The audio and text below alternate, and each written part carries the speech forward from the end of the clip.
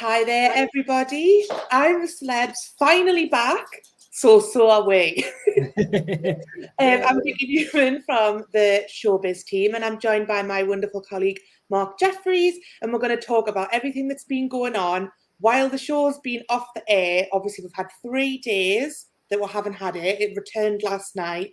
But so much has happened, despite it not really being on. Obviously, Richard's left. We haven't properly discussed that yet.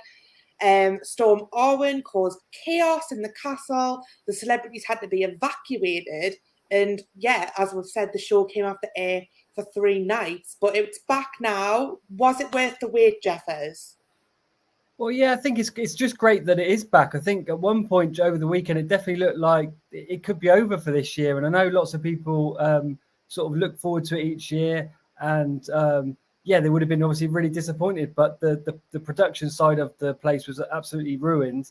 So it was a real fight to get it back on air. It was a bit of a strange show, to be honest with you, because a lot of it was looking back to Friday. It was looking back to before the storms. And sort of, so it felt a little bit, in some ways it felt weirdly sort of dated, and they didn't really make much reference to the storm either, which I found I would have liked to see a little bit more of that, maybe some drama of them being evacuated and that sort of thing. So it was kind of good that it was back and it got things underway. But yeah, I feel like now it needs to really kick on in the next few days, and it really needs to get people excited about the show again, because over the weekend there was some shows on, but they were the sort of compilation best of moment ones. And I don't think they rated very well. People have seen all that stuff before. Yeah. They kind of want the proper show. And people said as well that it just kind of made them realise really how miserable Wales is, and it just made them really miss the jungle. And I mean, yeah, like what do you think about the future of doing the show at the castle? You know, does it need to go back to Australia next year? Have people had enough already of the castle? I think the honest answer is yes, it probably does need Australia next year. Last year, there was a bit of a novelty factor about the castle. For viewers, even when we went over there the first, it was like, oh, this is something completely different. It's going to be quite exciting. And obviously last year there were no storms and it went off quite well. We were all in lockdown and watching, so the ratings were really good as well. I feel like this year there wasn't enough of a change, really. We looked at the site, aside from the sort of the jail part of it, it was pretty much the same site as last year. And I just think it needs to be back in Australia probably next year. It feels like the jungle itself and, you know, the idea of camping outside and stuff, that's sort of part of the program. I think the trials are probably in general are a bit better in Australia as well. And I think if it went back next year, it would give it a real lift. And I also wonder how many celebs you would get, say, next year to go into that cold castle. I mean, it was they would have known this year it was cold and not very nice, but after the evacuation as well, that's happened this year and the damage and everything, I'm not sure they would risk it again next year. So I think next year it's got to be Australia.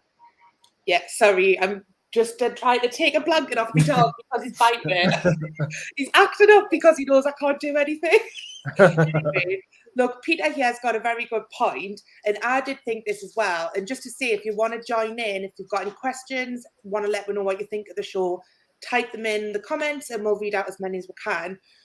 But Peter, you know, thinks that obviously after they've been evacuated from the castle, they've had like nice hot baths, they've been fed, and it's not the same. And I mean, and they said that they'd all been isolated separately and they had no TVs or anything. I find it very hard to believe that they kept them in like these kind of conditions. And well, they're not just in a hotel room. They might not have had the telly, but did they have room service and hot showers? I think what happened actually was that when they isolate before they go into the show, so they all isolate for 2 weeks for COVID, and I think ITV at least had the sort of foresight, and I think a lot of those that accommodation is booked up for the whole series as well. So what happened was a lot of them got evacuated back into the sort of cottages they're in before. Now, as you say, that, you know, before the show, that there was no rules, so they probably had a nice fridge full of stuff, and I'm sure they were watching the TV and had internet and stuff. I mean, they're at pains to say that they didn't have a phone, they didn't have internet, and so, but clearly, obviously, they did have a, you know, just for example, a nice warm bed and a shower, you know, as the viewer pointed out. So I think that is a problem, because one of the things we like about the show is we like that build up of them getting, more and more sort of stinky and more sort of tired, which leads to arguments. And sort of none of that is really going to have happened, because we've had that break now in the middle where they've had a couple of good nights sleep, basically, probably had some nice food. And so I think they are really up against it in terms of, trying to give that sense of sort of struggle. They all went back in, and we saw them last night on the show going back in. They were all sort of quite excited to see each other. And that is a real problem I think they've got this year, that struggle doesn't feel very real. They're in there for sort of a week, then they've gone out and had a couple of nights sleep and gone back in again. So I think it was quite tricky. But then, as Joseph is just saying there, what do you expect them to start? What could they do, I suppose? Tricky. It is tricky, but I just think, the show, it's about that test and everything. And, and you do want that kind of conflict where people start rubbing each other up the wrong way.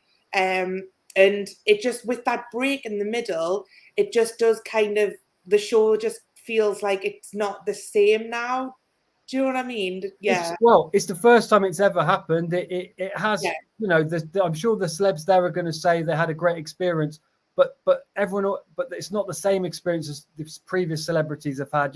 That bonding for sort of almost a month, 3 weeks. Where they're all together for all that time, 24/7. They've had this weird sort of break now, and that in itself, I think, it makes it not quite as good. And then you throw in the fact they have had beds and they have probably had nicer food.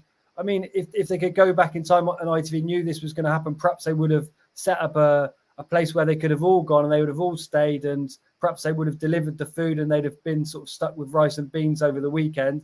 And so that there would have been a bit more of a sense of a struggle. Maybe they could have even filmed it, because that's another problem. I think you've also got that break where we can't see what they've done over the weekend. So it allows people to think, oh, maybe they have had bars of chocolate, or, maybe they have had sort of a nice bubble bath. So I think it's a problem for the sort of the reality of this show and keeping it sort of genuine and authentic. That's the word I'm looking for. To keep it the same authenticity as previous series. That is a sort of problem they've got to overcome, really.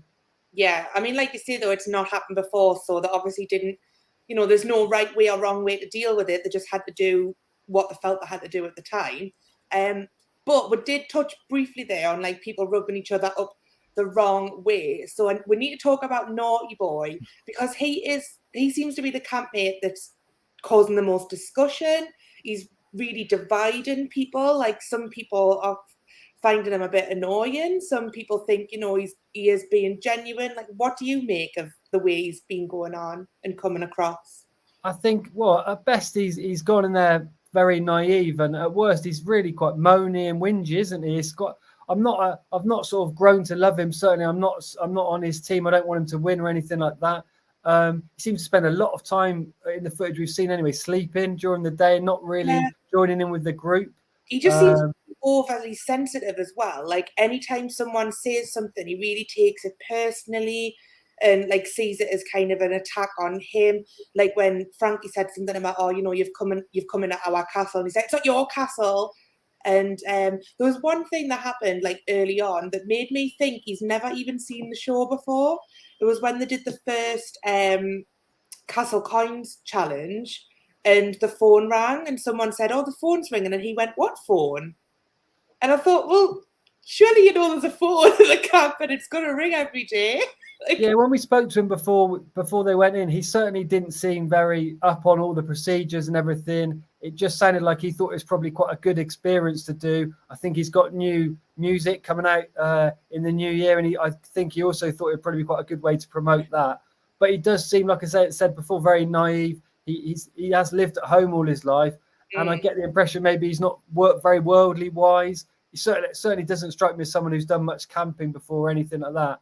So he does seem to really struggle in there. But the other problem is you get this with previous series. You get people who say, oh, I think I'm going to quit. I think I'm going to leave. And then they don't leave. Then they're happy for sort of 12 hours. And then the next day or the day after, oh, I'm going to leave. And they sort of, they're a bit like the boy who cried wolf. They just keep saying they want to quit. And even Ant and Dec have sort of on social media been mocking him a little bit, because it just sort of seems to say he's leaving every other day. Of course, it's a big night for him tonight as well on the program, we've got this this trial coming up, the Savage Stakeout, and the public voted and they voted for him to do it, which I think is obviously a sign that some of the viewers are pretty fed up with him as well. So that's going to be quite interesting. And also if he doesn't do well, he could be one of those things where he gets voted for again and again. So yeah, and I think it's funny though, sometimes people, when they get voted again and again to do the trials, others in the camp will try to reassure them by going, oh, it means people really like you.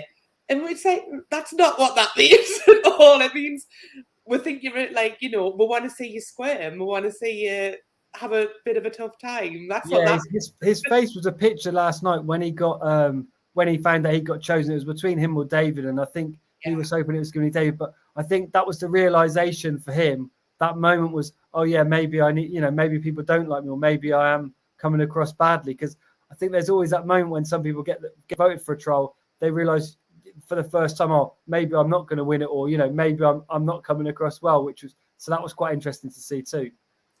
Yeah, definitely. And Simon and Adam, obviously, who have been the lords at the castle, they're somehow involved in this trial tonight as well. They're going to be there.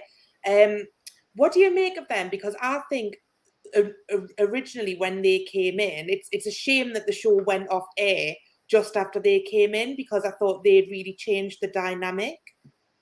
Yeah, I think when we saw the names who were going to be in there, they would have been two right at the top of the list in terms of ones we were interested in seeing. Obviously, the show's on ITV. Simon's a big name for Corrie and a big name on ITV. So in some ways, I think maybe it was a shame that they got held back. But you're right, they did make a good entrance. And in last night's show, we saw them talking about their soap careers and stuff, which I think was quite interesting. And Simon is also, I think, favourite to win with some of the bookmakers. So he's obviously made a good impression. I think for Adam, it's a big job, if you like, a big important series for him. He's not in EastEnders at the moment. The way he was talking last night, there's no definite plan. So it's almost like an audition for him for work for next year and stuff like that. So I think it's in his interest to kind of come across well. I think they are both going to be, like you say, in Naughty Boy's trial. The way I understand it is they're answering questions, and that's got something to do with sort of how many bugs and how much stuff is thrown at Naughty Boy. So they're kind of trying to help him to win stars. So that's going to be quite interesting. But also tonight, I think we are seeing a sort of changing of the guard, because there was a vote yesterday for who would be the new camp leader. And so we're going to see them moved into the sort of main camp. But hopefully that'll be good and they'll mix in more, and that will lead to them getting more airtime. Because as you say, I think they're two of the best names in there. And with Richard Madeley gone, we kind of need them to step up. We need some interesting sort of conversations, really. Definitely, I agree. I think there was a lot of chatter at the beginning that the lineup wasn't that great, and a lot of people didn't know who some of them were. And I think like these are two huge names who've been in, like two of the biggest British TV shows going for 30 plus years. So, with Richard sadly gone, I think we do need more of Simon and Adam. And I think it's a good opportunity for them to show who they are as well, because I think after playing the character for so long, you do kind of forget that they are people. You know what I mean? You just think that's Steve McDonald. Well, and sort of Adam has been called. I remember speaking to some of the other contestants before they went in, and I think it was Snooch or someone who said, "Oh yeah, I can't wait to meet Ian Beale." I mean, that's literally how she said it. So I think it's hard. It'd be hard for him to ever shake off that tag. But like you say, at least with this, you can see their real personalities. Yeah. Who, just finally before we go, who's your winner? Who are you predicting at the minute?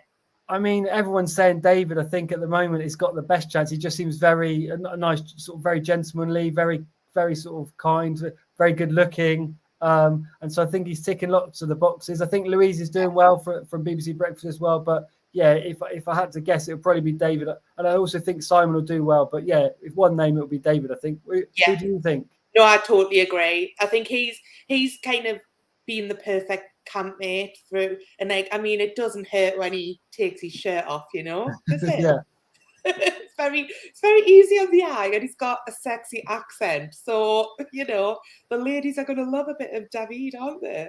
And he's got Alan Deck's support as well, because they call him a legend every night. So I think, he ticks a lot of boxes. It does make us laugh when he does the Geordie accent as well, though, because he's so good at it. Like, obviously, he played for Newcastle for a long time, so he's been around it a lot, but he's surprisingly very good at it. Much better than I am at doing a French accent, I'll tell you that. Yeah, well, Louise tried a bit of French last night, but with him, but I don't think that works well. But I noticed when they were speaking afterwards, she was sort of gazing into his eyes, and Frankie also was saying before she liked him. So I think, yeah, he's obviously got a nice way about him anyway. He's clearly a popular fella, but look, it's still very early days. Who knows who's going to win and what's going to change, and if the show is even going to continue. Let's hope the storm stays at bay for now, and we'll get to see the rest of I'm a Celeb. But for now, thanks for watching, and we'll see you again soon.